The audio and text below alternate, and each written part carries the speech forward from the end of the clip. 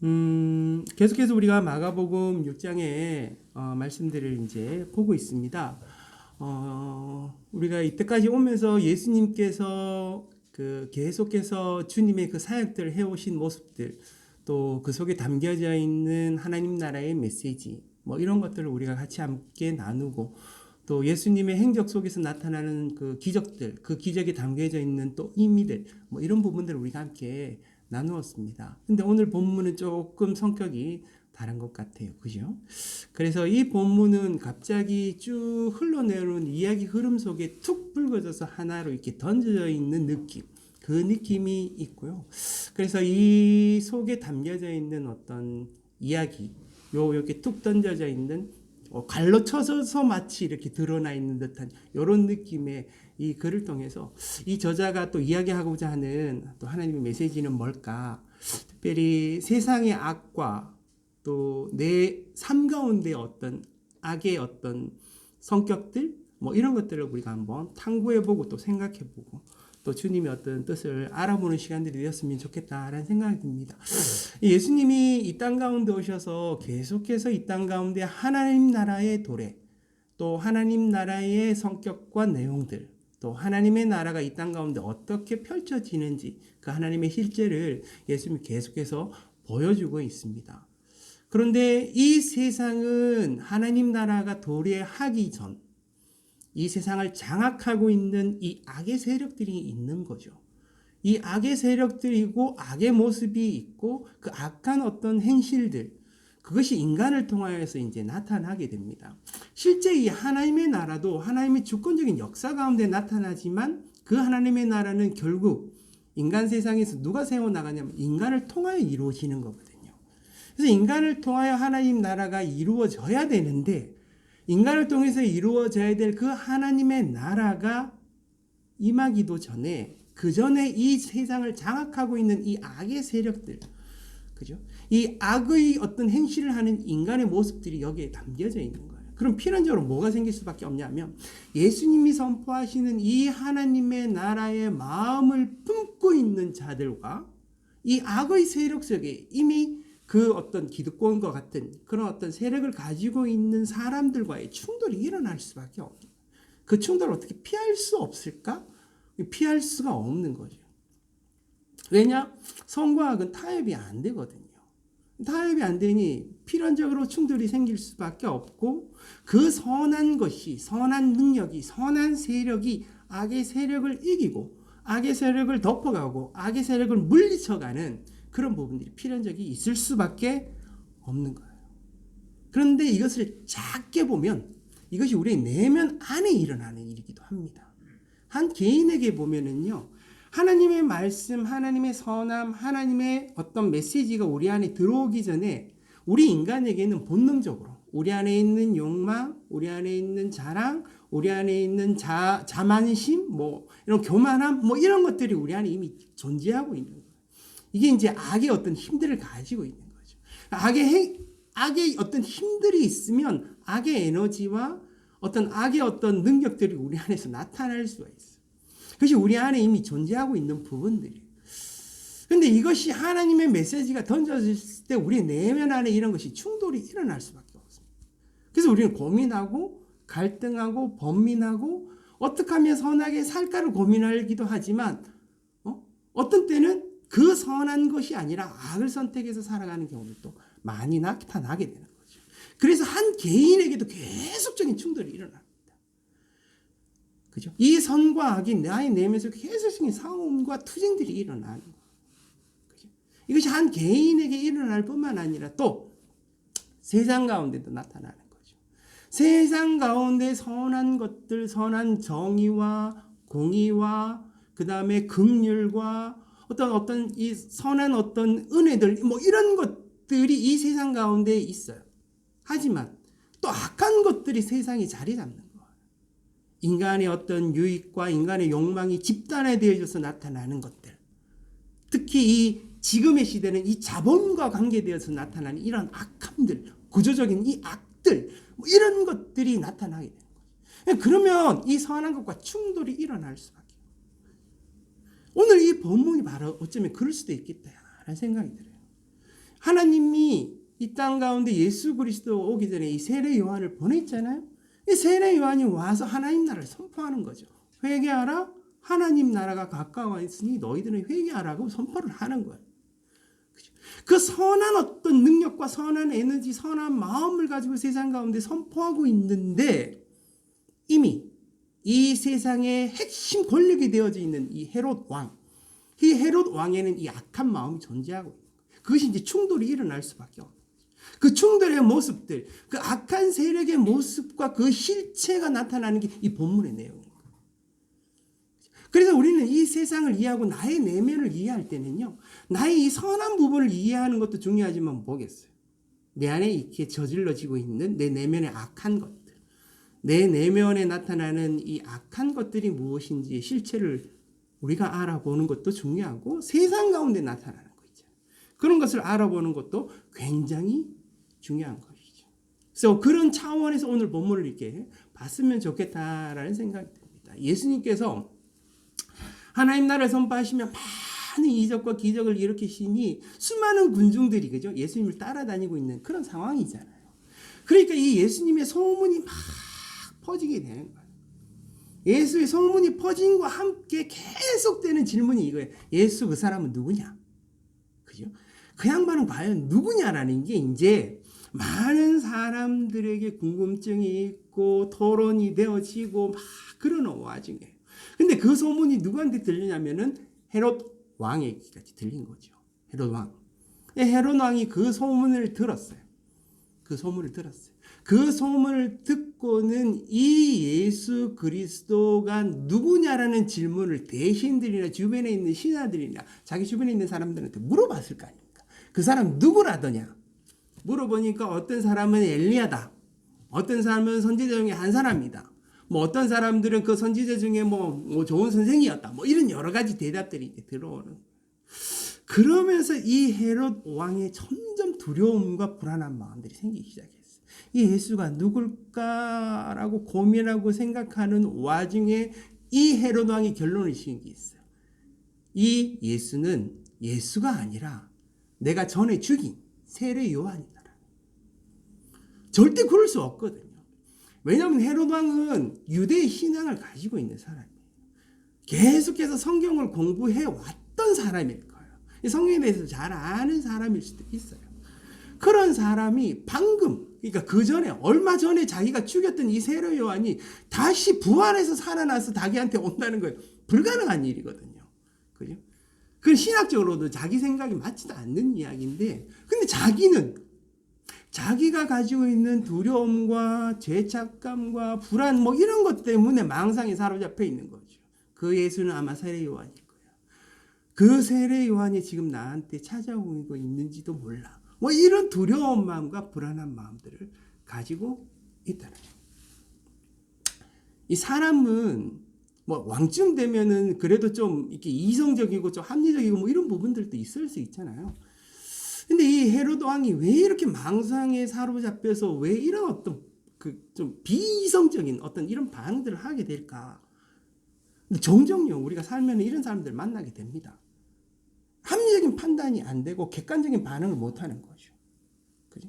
뭔가 어떤 사건이 일어나면 그 사건은 일반적인 사람들은 다 이렇게 해석을 하고 저렇게 해석을 하고 아 이것이 맞다 옳다 이렇게 합리적 판단을 하는 사람들 있는데 그 와중에 그 사건을 보면서 전혀 다른 생각, 다른 판단 이런 것을 하는 사람들을 되게 보게 됩니다. 갑자기 화를 확 내거나 그죠? 각가지 비이성적인 어떤 판단과 행동과 해석들을 하거나 그 해석에 따르는 어떤 감정이나 어떤 요동침이 있으면 그건 두려움과 불안들이 있으면 이상한 행동들을 하기도 하고 이런 것들이 나타나는 거예요. 그래서 인간은요 극히 객관적이고 합리적일 수 있다고 생각하면 아닐 수도 있어요. 그죠? 아닐 수도 있어요. 그 마음에 무엇이 작용하면 이런 두려움과 불안이 작용하면 그렇게 작용. 나타나게 되는 거죠. 그러니까 헤롯 왕은 자기가 생각하기에 이 예수를 예수 그리스도를 제대로 못 보고 뭐로 생각하느냐? 자기하고 관계에서 생각하는 거예요. 아, 이 사람은 내가 죽인 세례 요한일 거야. 그러면서 벌벌 떠는 거야. 벌벌 떠는 거예요. 그죠? 그러면 이들한테 과연 무슨 일이 있었는지, 오늘 이 본문 속에서 어떤 일이 있었길래 이 헤롯 왕은 이렇게 비이성적인 생각과 해석과 판단과 행동과 어떤 이런 망성에서 사로잡힌 있던 그런 것들을 하고 있는지 그것을 우리가 한번 살펴보자는 거죠.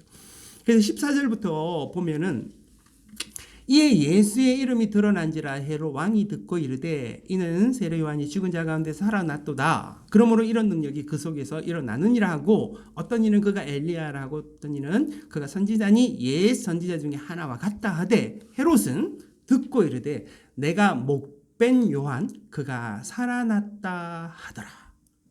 그러면 왜 그렇게 살아났더라 하다고 하는지에 대해서 17절부터 이제 이야기를 하는 거죠. 그죠? 전에. 그러니까 지금 이렇게 벌벌 떨고 있는 이 전에 어떤 일이 있었느냐? 전에 헤롯이 자기가 동생 빌립의 아내 헤로디아에게 장가든 거로 이 여자를 위하여 사람을 보내어 요한을 잡아 옥에 가두었으니 이는 요한이 헤롯에게 말하되 동생의 아내를 취한 것이 옳지 않다 하였습니다. 그죠? 이 일이 이제 일어난 거예요. 이 헤롯 왕이니까 이 헤롯 왕에 대해서 이스라엘 역사를 보면서 이 헤롯 왕에 대해서 조금 알아보는 것이 중요한데요. 그 로마 시대 때 이스라엘이 가장 힘을 가졌던 시대가 언제였냐면 헤롯 대왕 시대예요. 그러니까 헤롯이라는 이름을 가지고 왕이 한 명 있는데 이 왕이 굉장히 큰 힘을 가지게 됐어요. 그래서 이 사람이 왕이 힘을 가지고 주로 무엇을 했냐면 토목 건설 사업을 했어요. 그래서 무엇을 했냐면요. 성전을 지었어요. 이 헤롯 대왕이 성전을. 그죠? 성전을. 그러니까 그 전에 이 바벨론 나라에 포로되고 막 이랬을 때 그 스룹바벨 성전이라고 있잖아요. 그것이 로마의 침략에 의해서 스룹바벨이 지었던 이 성전이 파괴되었어요. 부서진 거죠. 그리고 이 헤롯이 왕이 되었을 때 토목 사업을 하면서 자기의 힘을 과시하고 유대인들이 그것을 보여주기 위해서 헤롯 성전을 지은 거예요. 성전을 지었으니 와 대단한 왕이다라는 생각이 들거죠. 이 헤롯 대왕이 어떤 일을 했냐면 예수님이 태어났을 때 두 사람 아들 싹 죽인 거 기억나시죠? 그죠? 그게 헤롯 대왕이에요. 헤롯 대왕. 그리고 이 헤롯 왕이 그 사건이 일어나고 예수님이 정말 어린 이 유전 시절에 이 헤롯 대왕이 그 사건 때문인지는 모르겠지만 하여튼 이제 병으로 죽게 돼요. 그리고 그 아들이 왕이 되는데 왕이 되자마자 얼마 안 돼서 너무 비실비실한 거예요. 왜? 헤롯 대왕하고 비교되다 보니까. 예? 왕이 이제 아들이 왕이 됐는데 왕이 이제 비실비실한 거예요. 그래서 왕이 되자마자 바로 왕에서 이제 떨어져 나간 거죠. 왕에서 탈락되어지고 이제 왕이 이제 그것을 이제 왕의 역사는 이제 이루어지지 못한 거예요. 그러자 이 로마 시대가 안 되겠다. 이제 이 유대에게 왕에게만 맡기면 안 되겠다 싶어서 이 유대 나라를 4개로 나눕니다. 그래서 이 4개의 지역으로 나눠서 각각 이 4개의 지역에다가 분봉왕을 세워요. 그 분봉왕 중에 하나가 오늘 이야기하는 이 헤롯 왕이에요. 갈릴리 지역, 그죠? 이 갈릴리 가나 지역을 다스리고 있는 이 분봉왕, 이 헤롯 왕이에요. 그리고 각 그 지역에다가 로마 나라의 총독들을 보내요. 그러니까 이 헤롯 왕을 혼자 놔두지 않고 로마에서 직속으로 총독을 보내가지고 그것을 견제하고 같이 통치해 나가도록 하는 거예요. 그러니까 이 헤롯 왕이 힘이 있을 때는 총독보다 더 힘을 쓰기도 하는데 어떤 때는 총독 밑에 있는 사람일 수도 있는 거예요. 총독이 권세를 가지고 있고 헤롯 왕이 거기에서 총독의 지시를 받을 수도 있는 거예요. 그것이 지금 굉장히 이렇게 갈등이 있는 이 시기가 바로 이 헤롯 왕 두 번째, 이 분봉왕, 이 세 번째죠, 그죠? 세 번째 왕인. 그리고 이 헤롯 왕은 이 세 번째, 네 번째, 다섯 번째 헤롯 왕까지 가고요. 그 다음에 이제 헤롯 왕이 왕조가 사라져 버립니다. 다섯 번째까지밖에 안 가요. 안 가요. 그래서 이 세 번째 이 왕, 이 분봉왕, 이 헤롯 왕 시대 때 이런 일이 일어난 거예요. 근데 이 헤롯 왕이 지금 이 사람 있잖아요. 이 헤롯 왕. 이 사람이 그 동생이 하나 있었는데 이 동생의 아내가 바로 이 헤로디아라는 자기의 이제 제수신 거죠. 이때 이 헤롯 왕조의 시대 때 이 헤로디아라는 인물은 뭐 어디 저기 옆 나라에서 데려오거나 아니면 뭐 준수한 어떤 신하의 딸이거나 이게 아니에요. 똑같은 왕가의 사람이에요. 그러니까 할아버지는 같은 거지. 아버지는 같고 뭐 이런 거예요. 자기 사촌인 거예요. 그러니까 사촌인데 그 왕조는 왕가끼리 이렇게 결혼을 하거든요. 그 당시 시대에 보면 이 헤로디아도 마찬가지 이 왕가의 딸이에요. 그러니까 헤롯 대왕의 어차피 똑같은 자손인 거죠. 자손이요. 근데 이게 그 사촌끼리 이렇게 또 만나가지고 이제 뭐 결혼하고 뭐 이런 일이 이런 거죠. 하여튼 동생 빌립이라는 사람이 있는데 그 사람과 헤로디아가 이제 결혼을 한 거죠. 제가 봤을 때 이 헤로디아가 정말 만만치 않은 여자였던 것 같아요. 굉장히 명석하거나 아니면 굉장히 정치적거나 아니면 굉장히 이게 어떤 힘과 권세가 있었던 어떤 여인이었던 것 같아요. 그래서 이 헤롯 왕이 호시탐탐 이 헤로디아가 탐나는 거예요. 자기의 욕망을 채울 수 있으니까. 그것이 어떤 성적인 욕망일 수도 있고요. 또 하나는 권세, 권력욕일 수도 있어요. 사실 이 헤로디아의 오빠가 있거든요. 이 오빠가 네 번째 헤롯 왕이 됩니다. 웃기지 않아요? 그러니까 제수 씨가 치하에서 어떤 그 왕의 아내가 되었다가 또 그 왕의 아내가 왕을 배신해서 자기 오빠를 또 왕으로 세우고 막 이런 일들이 일어나는 거죠. 이 헤로디아가 그만큼 보통 인물이 아닌 거예요. 그러니까 이 헤로드 왕이 호시탐탐 헤로디아를 노린 거예요. 노리고 자기의 어떤 욕망을 채우기 위해서 그죠? 동생 빌립의 아내인 헤로디아를 취하여서 왕이 헤로디아는 당한 거냐 아니야. 이게 당한 건 아닐 거예요. 분명히. 헤로디아도 생각해 보니까 빌립보다는 헤롯이 더 힘이 있고 왕이 될 것 같으니까. 어쩌면은 그래서 헤롯과 이 헤로디아가 이제 그죠? 정략적인 어떤 결혼들이 이루어지지 않았을까 이런 생각도 드는 거예요. 하여튼 그렇게 해서 빼앗은 거죠. 그것을 이제 세례 요한은 알게 되는 거죠. 알게 되니까 이 세례 요한이 뭐였어? 광야에서 뭐 하는 사람이야? 외치는 사람이거든. 유대인들한테 계속해서 하나님 나라가 가까워하는 날이고 뭐 이렇게 외치는 사람이거든요. 근데 그 외침이 공허한 외침으로 끝나지 않는 거죠. 분명한 그 어떤 이 왕가, 헤롯 왕가의 어떤 그런 어떤 범죄, 악함 이런 것을 뭐 그냥 볼 수가 없는 거예요. 그래서 구체적으로 이야기하는 거예요. 구체적으로. 그 모여있는, 세례 요한에게 모여있는 사람들이 그것은 분명한 악이다. 잘못됐다고 이야기를 하는 거예요. 그죠? 그러니까 이 헤롯 왕이 그것을 듣고 가만히 있을 수가 없는 거예요. 어떻게 해요? 그 입을 틀어막아야 되는 거지. 세례 요한의 입을 틀어막아야 돼. 그래서 어떻게 했어요? 잡아서 가둔 거예요. 세례 요한을 강제로 잡아서 가둔 거예요. 그리고 헤로디아는 호시탐탐 뭐겠어요? 저 세례 요한을 죽여야 되겠는데 라는 생각과 그 악한 마음들을 헤로디아는 계속 품고 있는 거죠. 계속 품고 있는 거죠. 그죠? 그래서 헤롯 왕이 이렇게 데리고 왔어요. 그 옥에 가두었어요. 제일 확실한 건 뭐겠어요? 세례 요한의 목을 자르는 거예요. 죽이는 거예요. 헤롯 왕이 그만한 능력과 권세는 있었는데 세례 요한을 데리고 와서 옥에 가두긴 했으나 죽이지 못하는 거예요. 못 죽이는 게 아니라 자기가 그것을 죽이지 못하는 거예요. 근데 그 죽이지 못하니까 오늘 본문에는 이렇게 이제 설명을 하고 있는 거죠. 19절부터 보면 이렇게 말씀하고 있죠. 헤로디아가 헤로디아 여자 있잖아요. 헤로디아가 요한을 원수로 여겨 죽이고자 하였으되 하지 못한 것은 자기 남편인 헤롯이 요한을 의롭고 거룩한 사람으로 알고 두려워하여 보호하며 또 그의 말을 들을 때에 크게 범민을 하면서 달갑게 들었습니다. 이 세례 요한을 옥에 가두었어요. 죽이면 제일 깔끔하고 좋잖아요. 죽일 수도 있지만 죽이지 못하는 거. 왜? 헤롯이 알거든요. 이 사람은 어떤 사람이다? 의로운 사람이다. 이 사람은 어떤 사람이다? 거룩한 사람이다. 그럼 이 사람을 죽이려면 뭐예요? 자기의 양심의 가책이 있는 거예요. 자기가 지금 이 세례 요한을 옥에 가둔 것만으로도 죄책감이 있는 거예요. 두려움과 불안이 있는 거예요. 가끔 이제 세례 요한 옥에 있는 그 세례 요한을 만나잖아요. 만나서 이제 세례 요한의 이야기를 들어요. 들으면 뭐예요? 전부 다 자기를 책망하는 이야기일 거 아니에요. 너 그러면 안 된다고. 왕이 그래서 되겠냐고. 이런 이야기를 들을 거잖아요. 들으면 범민인 거, 고민인 거예요. 어떡하지? 어떡하지?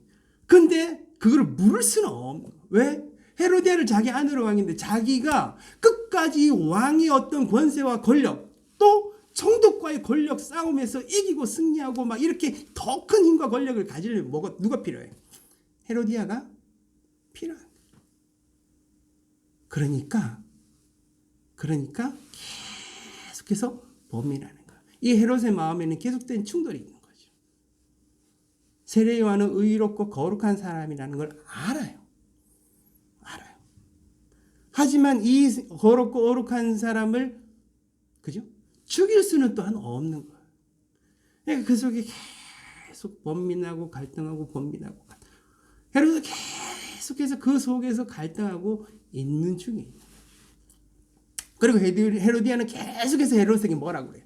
쟤를 죽이라 그러는 거예요. 세례 요한 쟤를 죽여야 된다.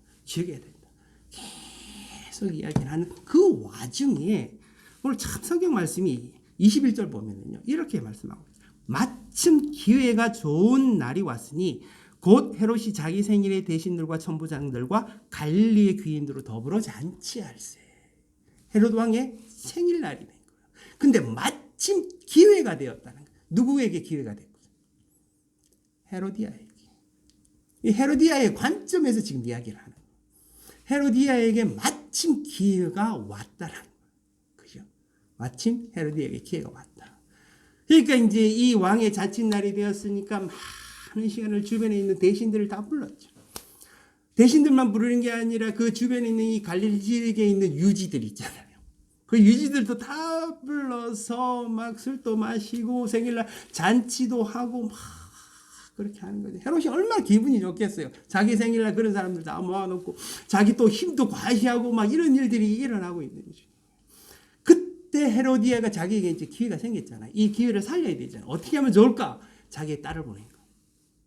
그 잔치날, 그러니까 딸을 보낸 게 살로메라는 이 어린 딸을 이제 보낸 거죠. 보리곤 거기서 춤을 추게 했어요. 헤롯 왕이 그 춤추는 자기 딸의 모습을, 자기 딸도 아니죠, 사실은. 그러니까 헤로디아의 딸을 보면서 너무너무 이쁘고 좋은 거예요. 너무너무 이쁘고 좋은 거예요. 그래서 거기서 그만 맹세를 하고 맙니다. 그 딸에게 뭐라고 이야기하면 내가 너무 기분이 좋으니 네가 원하는 모든 것을 네게 다 주겠다라는 거예요. 그죠? 그리고 또 맹세를 또 한 번 더 합니다. 뭐라고 맹세합니다. 내가 너무 기쁘고 좋으니 내가 소유한 땅, 내가 가지고 있는 땅, 이 모든 나라의 땅 중에 절반이라도 떼어서 너를 주겠다라고 이야기해요. 그렇게 이제 모든 대신들과 신하들과 유지들이 있는 모임 가운데 그렇게 이야기해요. 왜 그런지 아세요? 술 먹어서 정신이 없을 수도 있어요. 하지만 그 모여있는 사람에게 자기의 힘과 능력과 어떤 이런 것들을 자기 자랑하고 막 과시하고 싶은 거죠. 교만함, 이게 이제 하늘 끝까지 올라간 거예요. 그러니까 막 맹세를 그렇게 한 거예요. 난 너무 기분이 좋다. 그러니까 저 딸에게 막 이렇게 내 땅의 절반, 지 땅도 아니잖아요. 그죠?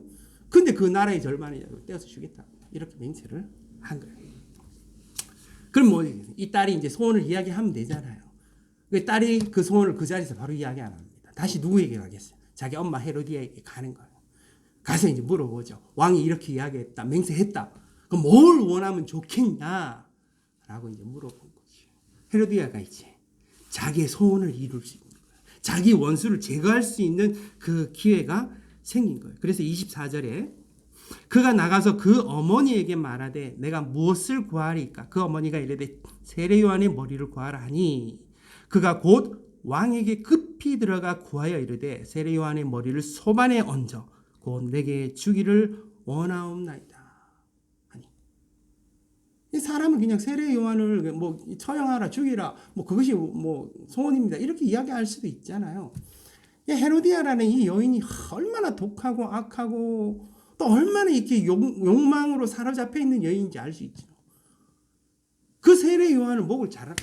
그 모든 사람들이 보는 앞에서 소반, 쟁반 같은 데다가 그 머리를 자른 머리를 얹어가지고 달라는 거예요. 그럼 뭐겠어요? 그 세례 요한의 모든 모여있는 사람들이 그것을 세례 요한의 머리를 볼 거 아니에요. 그러니까 이 세례 요한이 갖고 있는 이 선한 능력의 최후를 이 악한 모든 사람들이 보여주겠다라. 모든 사람들에게 보여지고 그 안에 있는 어떤 권력과 힘과 어떤 세상의 이 악함의 어떤 권세가 무엇인지를 그것을 보여주겠다라는 거죠. 문제는 이걸 누가 결정할 수 있어요? 헤로디가 결정할 수 있는 건 아니잖아요. 헤롯이 이제 그 이야기 들은 거야. 정신 번쩍 아마 들었겠죠. 이거 어떡하지 싶은. 근데 많은 사람들이 이제 맹세를 했잖아요. 그래서 오늘 본문 속에서도 그래요. 내가 이미 맹세를 해버렸고 여기에 있는 많은 모인 사람들 때문에 어쩔 수가 없는 거예요. 그래서 병정들에게 이야기를 합니다. 그렇게 하라고. 그리고는 이 소반의 세례 요한의 머리를 담고 이제 가지고 이제 온 거죠. 그죠? 모든 사람들이 그것을 보게 되고 헤로디아는 막 엄청 막 기뻐했겠죠. 그죠? 죽였어. 세례 요한. 그리고 이제 세례 요한의 제자들이 오늘 보면 마지막인 거예요.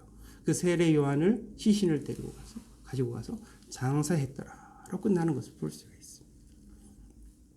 우리가 이 본문의 말씀 보면 참 악하죠. 그죠? 이 본문을 보면서 저는 그거예요. 헤롯이요. 헤롯. 이것을 결정할 수 있는 유일한 결정권자가 헤롯이거든요.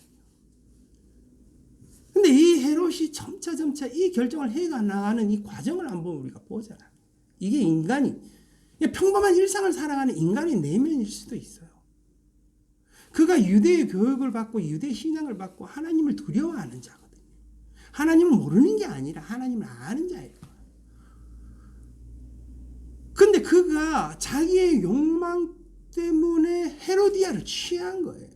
헤로디아를 합해서 헤로디아와 마음이 합쳐져서 그 욕망을 따라서 헤로디아를 취한 거예요.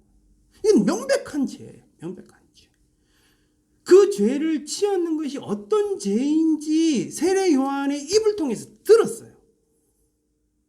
그리고 세례 요한의 입을 통해서 들었지만 의롭고 거룩한 사람 세례 요한의 이야기를 들었지만 그 마음을 못 돌이키는 거예요. 돌이킬 수가 없는 거예요. 그는 자기 욕망이 아직 사로잡혀 있고 그 교만한 마음과 거만한 마음과 자기를 세상 가운데 높이고 드러내고 자랑하자 나는 그런 마음으로 가득 차 있으니 헤로디아를 버릴 수도 없고, 그죠? 자기가 되도록 할 수도 없는 거예요. 그 속에 계속해서 범민하고. 헤로디가 그것을 놓치지 않는 거예요. 더 큰 악의 이 세력은 더 큰 유혹으로 그 헤롯 마음 가운데 들어가는 거예요. 멍청하게 헤롯은 그 범민 가운데 있다가 그만 더 큰 명백한 악 가운데 이 죄악 가운데 들어가는 걸 볼 수 있어요. 세례 요한의 목을 누가 잘라요? 이게 헤롯이 자른 거예요. 헤롯이 결정을 한 거예요. 자기는 어영부영하고 있는 와중에 자기는 너무나도 하나님 앞에 명백한 죄를 저질러 버릴 수밖에 없어요. 세례 요한의 목을 잘라라고 자기가 명령을 한 거죠. 자기가 그 죄 가운데 있는 거예요. 헤롯은 뭐냐면 이건 자기가 이 죄악 가운데 살면서 조금씩 이 죄악 가운데 머물고 조금씩 세상의 욕망 가운데 물들어지면서 자기 안에 있는 의의 어떤 마음들이 없는 게 아니라 있긴 있는 거예요. 근데 이것은 자꾸 덮여가는 거지. 자꾸 죽어가는 거지. 그런데 그것이 자기 안에 있어야 될 이 선한 의지를 자기 스스로 부정하는 내용이잖아요. 세례 요한을 가둔 거는 그는 가둘 수 있다고 쳐요. 근데 세례 요한을 죽이는 거예요. 이 죽이는 것은 명백한 자기가 가지고 있는 생각과 자기가 가지고 있는 심령과 자기가 가지고 있는 신앙, 이 모든 것들을 부정해야만 가능한 거예요. 그죠? 근데 그것을 부정할 수 있고 자기가 그 세례 요한을 살릴 수 있음에도 불구하고 자기는 아직도 악한 자다, 나쁜 자다, 나는 완전히 몹쓸 사람이다라고 자기 스스로 자기를 결정하기도 이전에, 그죠? 자기 스스로 나는 죄인이야, 나는 악이냐, 나는 나쁜 놈이야 이렇게 결정하면 오히려 편하겠죠. 근데 그것을 결정하기도 전에 왕으로서 그것을 자기 스스로 자기를 판단하기도 전에 이미 명백한 죄악을 저질러 버린 거예요. 누가 봐도 그는 악한 자예요. 누가 봐도 그는 악한 왕이 되어버린 거예요. 얼마나 고민스럽겠어요. 자기가 완전히 자기의 선한 부분으로 부정되어 버리는 거잖아요. 자기가 무슨 통치를 하고 무슨 힘과 권력을 갖고 이런 것이 어쩌면 중요하지 않은 거예요. 그거는 딜레마, 피할 수 없는 딜레마예요.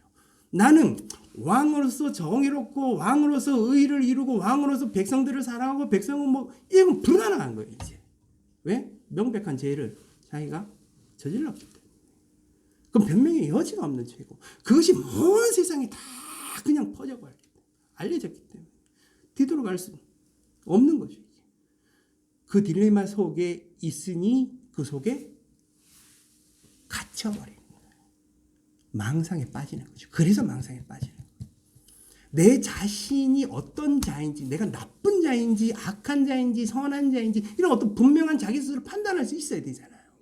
근데 선한 자에도 속하지 못하고 악한 자에도 속하지 못하는 그 속에서 너무나도 악한 명백한 범죄 가운데 있으니 그 안에 갇혀버린 거예요. 비정상적인 판단, 망상 가운데 사로잡혀 있어가지고 예수 그리스도라는 그런 훌륭한 선생, 예수 그리스도라는 그 메시아가 나타났을 때 그는 예수 그리스도로 볼 수가 없는 거예요. 망상에 사로잡힌 그를 세례요한으로 판단을 하게 되는 거죠.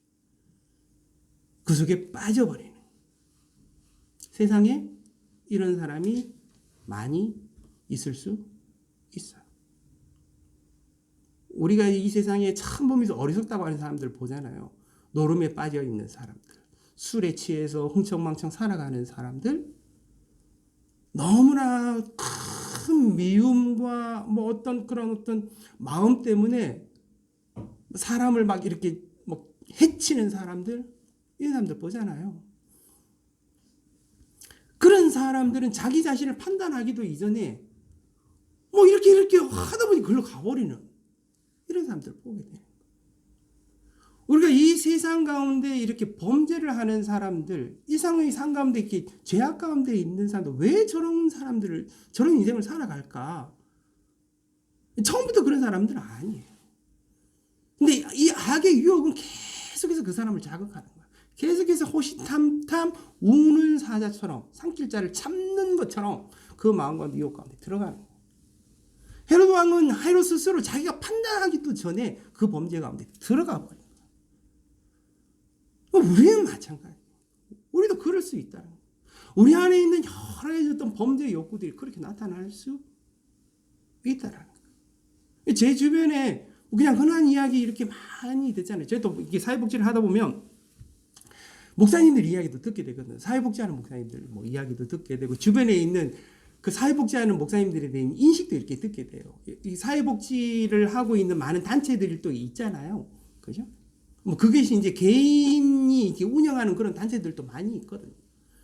많이 있는데 그 중에 이제 목사님들도 몇 분 계시거든요. 몇 분 계시면은 그런 거예요. 목사님들이 너무나도 이렇게 돈에 사로잡혀 있고 너무 돈만 밝히고 막 사람을 돈으로 계산하고 막 이렇게 이제 이야기하는 사람들도 이제 있는 거죠. 근데 이 목사님만 그러냐? 그렇지 않다는 거예요. 실제는 사회복지하는 많은 사람들 중에 그렇지 않은 사람들이 많지만 그 중에 그런 사람들이 나타나는 거예요. 그러니까 저 사람은 왜 돈만 밝히냐? 왜 사람을 돈으로 계산하냐? 이렇게 얘기해요. 사람이 이제 처음부터 그게 아니에요. 어쩌면 사업에 이렇게 뭐 그 사업을 운영할 때는 좋은 마음, 선한 마음을 했을 수도 있는 거죠. 근데 계속해서 유혹이 들어오고 주변에 있는 이야기도 듣고 자극을 받게 되면은 그 마음이 그렇게 악하고 거기에 사로잡히는 모습들도 이제 가끔 보게 되는 거죠. 그게 이제 일상이 되어버리고 그 틀 가운데 갇혀버리고 자기는 선한지 의인인지 악한지 자가 무슨 죄를 짓고 있는지도 모르는 상태에서 살아가 버리고 이런 일들이 일어나는 거죠. 우리가 이게 하나님의 이름으로 예수 그리스도 이름으로 모인 교회가 그래서 깨어 있어야 됩니다. 교회에 있는 개개인, 아까 말씀드린 것처럼 개개인이 깨어 있는 것도 중요하고요. 이런 집단이 또 깨어 있는 것도 굉장히 중요합니다. 깨어 있지 않으면 자칫하면 우리는 그 유혹 가운데 넘어갈 수 있는 부분들이 있기 때문에 늘 깨어 있어서 하나님을 바라고 의의 마음으로 우리 자신을 살펴보고 그 마음을 돌이켜 하나님 나라 하나님의 말씀 그 예수 그리스도 그 세례 요한의 그 메시지 가운데로 가는 것들이 필요하고 아니면은 우리도 어느 순간에 삼켜버리는 거예요. 이 악과 선이라는 것은 서로 발전되어지는 모습들이 있거든요. 악이 처음부터 이렇게 작아요. 처음부터 큰 악을 저질러 가는 사람들이 없어요. 여기 청소년도 2명이 있잖아요. 이 청소년들도 보면은 악이라는 것들 조금씩 접해가는. 그럼 그 악이 조금씩 커지고 발전될 수 있을 가능성이 얘들아 있다라는 거. 너희들 안에 있는 이 악이 조금씩 발전될 가능성이 있다라는 거. 또 가능성은 뭐겠어? 이 선한 것이 발전된 가능성도 같이 존재하고 있는 거죠. 근데 이 선한 것들이 발전된 가능성이 있는데 이 선한 것이 이 악을 주도하고 이 악을 제거해 나가고 이 악을 이겨 나갈 수 있는 이 선한 능력들이 우리 안에 있으면 다행인데 아니면 나도 모르게 그 악한 길로 자 가는 젊은 사람들을 보면 그런 걸 보면 굉장히 안타까울 수가 있어요. 세상이 게다가 살기 힘들어지니 그런 것들을 보게 돼요. 그래서 이제 깨어 있어야 돼요. 이 악한 것은 호시탐탐 우리를 노린다. 이 악한 것은 세상 가운데 호시탐탐 그 유혹의 손길로 이 악한 세력들을 키워나가고 발전시켜 나가고 있다. 우리 안에 있는 이 선한 의지가, 선한 마음이, 선한 능력이 나의 내면뿐만 아니라 이 세상 가운데 그 선한 것들이 더 큰 능력으로 이 악한 것들을 이겨나갈 수 있도록 껴있는 것. 그것이 이 본문 가운데 우리에게 던져주는 메시지가 아닐까. 우리가 늘 그런 선한 마음으로 껴있는 저와 여러분의 삶이 되어지기를 주님의 이름으로 축복합니다. 기도하겠습니다.